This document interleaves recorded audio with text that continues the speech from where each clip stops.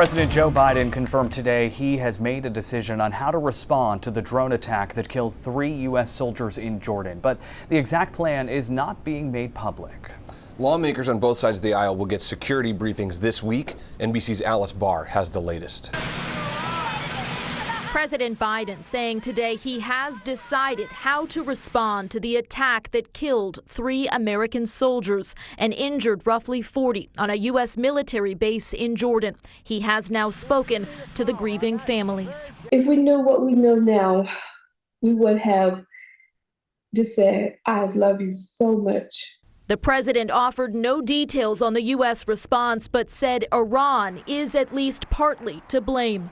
I do hold them responsible in the sense that they're supplying the weapons to the people who did it. Iran insists it did not direct the deadly drone strike, but one of the groups it backs, the Islamic Resistance in Iraq, claimed responsibility.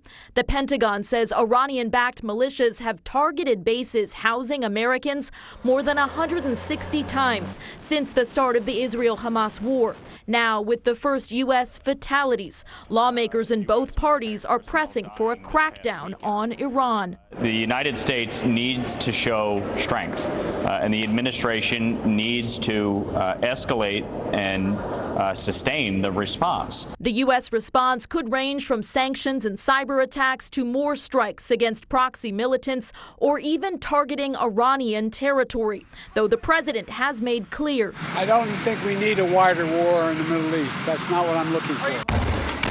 As the war in Gaza inflames the region, officials from Israel, Qatar, Egypt, and the U.S. have reached a framework for what sources tell NBC News would be a 60-day pause in the fighting to free Hamas-held hostages in exchange for Palestinian prisoners. In Washington, Alice Barr, NBC News.